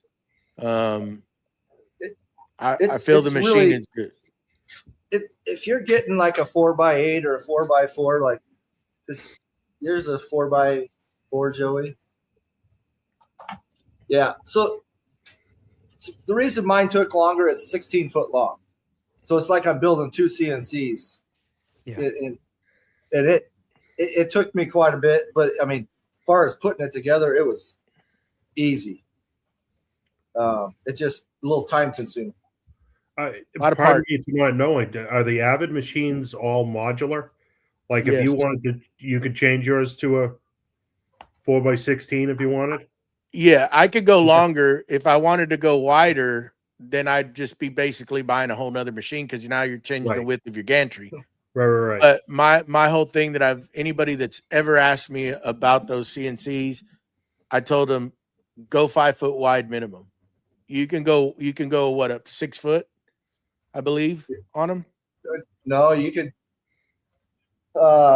If you call them and want to do a special, like I did a special to do the 16 foot, but you could go up to 8 if you want, 7 and 8 Wow. on special applications. The only thing they'll balk at is the height of your gantry, because once you start, you can get an extended Z height, but the size of the riser blocks on the side, because then you get to where you might have a little bit of sway in there because it's so heavy and so robust. Is if you go taller, they kind of like, we don't like to go any taller than what like Scott has. I believe Scott and I have about the same height on the gantry, but we both have the extended Z height, which allows you, if you wanted to, if you were going to be doing some mortising, you could get longer bits where that Z height goes up more and you can get down in and get into some deeper material. Now, your gantry may not go over it, but you can set it up to where it'll reach it, because that spindle sticks so far over the front of that. But it's robust. And I've always told everybody that if you're going to do it and you've got any inclination to go longer, it might be good to figure in the wiring while you buy that shorter machine, so that they send you the cords long enough to when you're ready, all you're doing is buying the extrusion and a few other like the rack and pinion gear rails that you'll need to extend it. The wiring will already be there. They'll have enough length on there. But I mean, I've ran, I mean, I don't know. Scott's been running it. I mean, mine, I like it. I'm not trying to do anything like Scott's doing. Mine was just a bunch of 2D stuff. I've never had any kind of deal to do 3D crap. Just not my thing, but just cutting simple stuff out. I mean, it works great. I'm interested to see when Scott gets the lathe and everything. Yeah. We got the parts for it now, so did everything come in, or are you still waiting on stuff? Nope, everything came in yesterday. So good. I probably won't start on it this weekend because I've got to finish the 4 bedroom sets. I got to finish the 8 nightstands. So hopefully I start that on Sunday, but I won't probably mess with the rotary until I get that job done. Now, is it an 8-foot rotary or is it a 6-foot rotary? Yep. No, it's an 8-foot rotary, but the frame came in 6 foot and then 9. So it's the dimensions are 9 foot wide or long, but it's only an 8-foot capability. So I'm actually thinking about just setting it up as a 6 foot. It'd probably end up being a 5-foot rotary. And then if I ever come across where there's a job that I have to do 8 foot, then I'll have to put the extension on and tear it apart, rebuild it for the 8 foot and do the job and tear it back down. So Patrick, you could probably reach out to Scott once he gets more familiar if you're just right now researching, and he can tell you more because he did buy the rotary attachment for his CNC. And I mean, I suggest calling Avid and get an appointment with the salesman and just talk to him and tell him what you're looking for, and they'll set you up everything that you need and talk you through. They're real good. I know when I ordered mine, I had no clue about CNCs. That was my first CNC I bought, and they explained, walked you through, asked you, what are you trying to do? Hell, I said, I don't know. I just want to cut some wood. Tell me what I need, but they're, joking. They're all very good over there. I've got nothing but good things to say about them. I've never had a complaint. Asking about your power, you end up running your power. So what I did is, I've got 240, like 5-6 outlets in my shop that are set up for 240. I had to move a bunch of my equipment around. So I had an outlet on the wall that was running my planer. And I actually converted that over and put a box on the outside of my my 220 outlet, put a box over it, and I ended up hardwiring it. And I got the line that came with that, since it was 16 foot long, I didn't have enough power. So I ended up hardwiring it got the right line, hardwired it to the main box, went in and just took their cord out, put my cord in, and then hardwired it direct. You have two 220s, one for the spindle, one for the machine, and then there's 120 for the. No, so there's one 240 that I ran, and then I have a 110 or 120 that comes off the spindle that I have to plug into a 110. But I think that's just for the light on the spindle, for lighting up the button to show that it's safe to eject the tool. And then the control boxes are 110, 120 as well. Yes. Oh, yes. Yep. So I'm running 2 110s and then that big 240. And don't you have an air compressor for it too, or something? Yeah, I got to do something different there. So not to confuse Patrick. Now, Patrick, you got to understand that Scott's got the 8 horsepower spindle on it. He's going to put auto change tool on it once Avid some releases it, right? Yeah, they've So released it. They've done pre-sales on that, but I don't know if I'll pay for it. I don't know if I'll do it. What I'm trying to get with him is that it's got a lot more options on there requiring different power and air to run it. Now, if you go with the, I think what do they have, a 4 horsepower now? Spindle, So I believe. So what they've got on this new deal, they've got the AV40.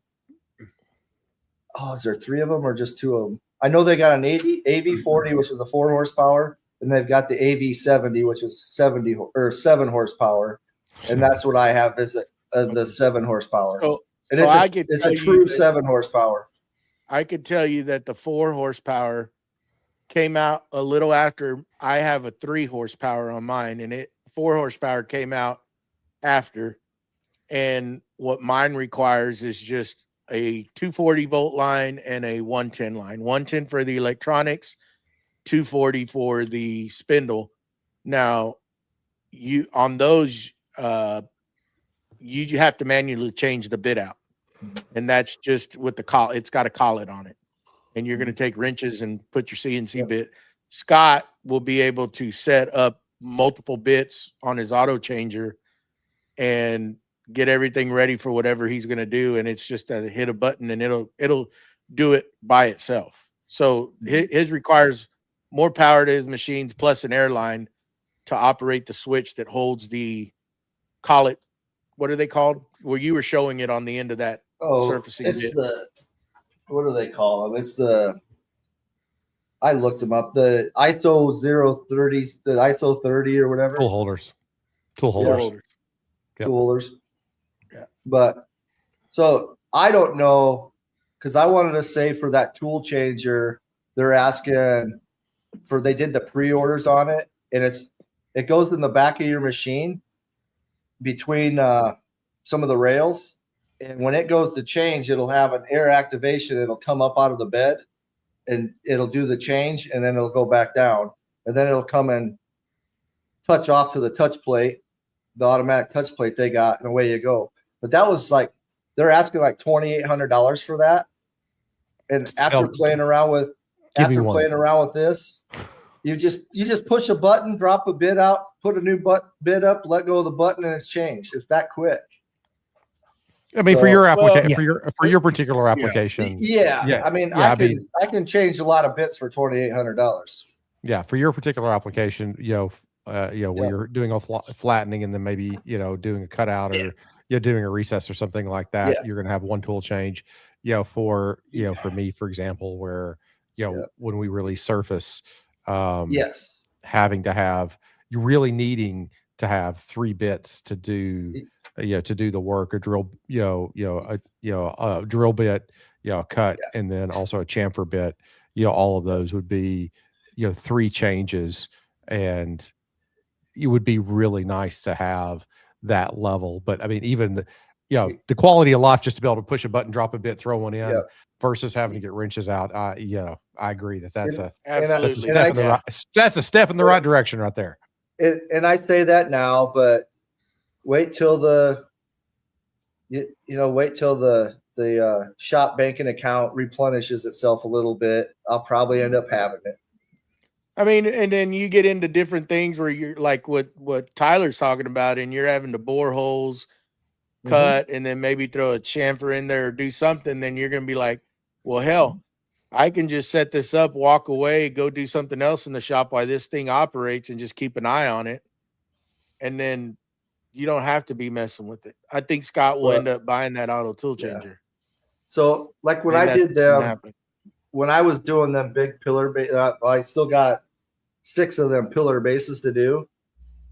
There was 3 bit changes in that, so and I was trying to get it down to where I was only doing less bit changes. So I would use a smaller bit to do a certain job when I should have switched bits. I bet you those jobs go a lot quicker with the new machine.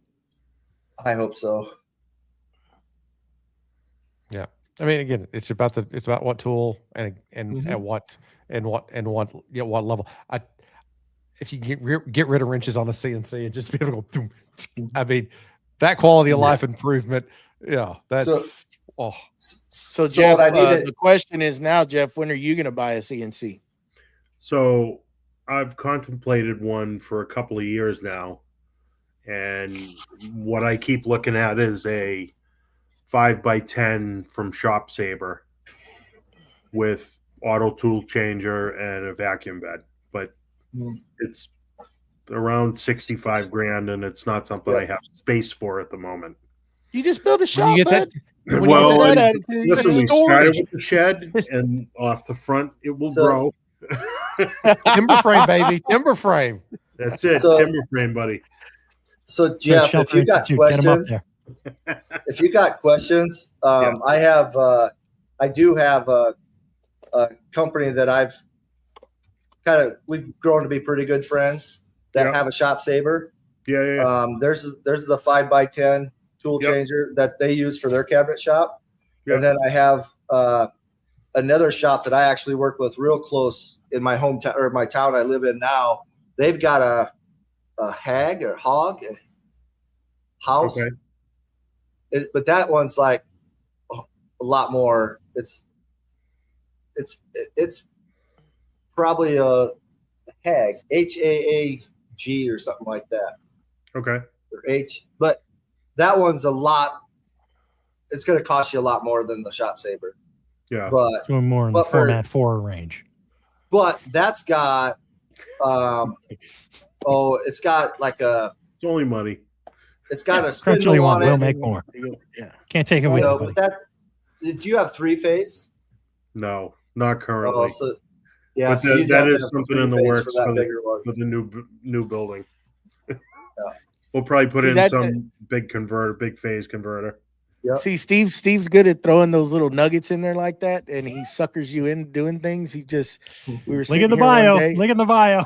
We were sitting here one day, and that's how that fool got me with all these different damn hand planes I got now. He's like, it's only money. You go out and make more. So Tyler and I, John Bullough. Yep. He just bought a Shop Saber. Yeah, I wasn't going to say it because I didn't know if it was public. I didn't know if it was wider public knowledge yet. But I don't know. It is now. And what did the machine? I think the machine. I think he did it before the end of the last year. So yeah. So he's. I talked to him last week, and his shop's. He's not in the new shop yet. Yeah, the machine's the new shop. He's not started working, so it's but he's excited about it. And he about good. And I had a long conversation about that at SplinterCon, and we're very much on the same wavelength as to how we would have used, like he and I sat there and designed some cabinets in Mosaic while we were there.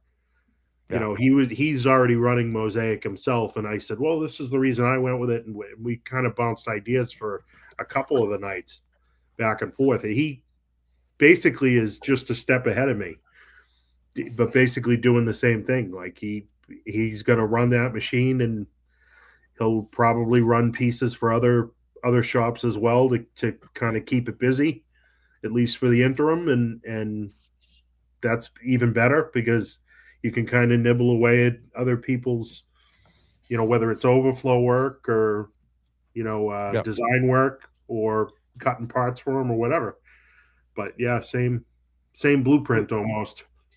Yeah. Was that before Tito's or after Tito's? I was before, and he doesn't drink, so.